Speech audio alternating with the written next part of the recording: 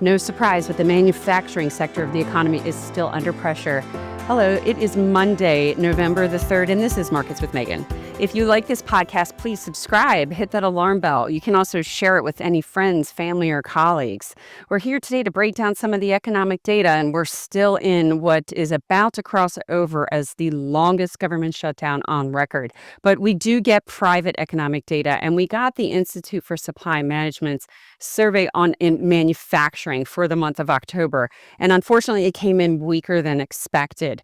We saw weakness not only at the production side, but also in the inventories. We also saw what's considered a negative, but actually could be a little bit of positive news for the Fed. It's the prices paid component. It's still elevated. It's still showing inflation pressures are there, but it did slip in the month of October. It fell the most, and that's what led to some of this decline in the index itself.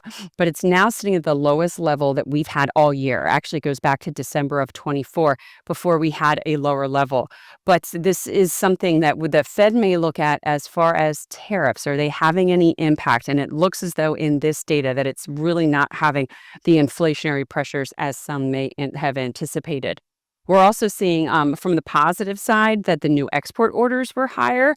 And then we're looking, though, maybe some supply chain disruptions here. We'll look at these going forward. It's just 1 month. We don't like to take 1 month of data as a trend, but we saw an uptick in the backlog of orders as well as delivery times. So these are some of the things we watched very closely during the pandemic. We'll keep an eye on these as well as we go forward.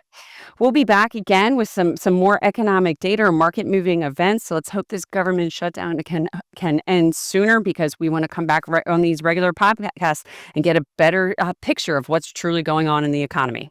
Thank you again. If you want a history of our podcast, you can go to marketswithmegan.fm.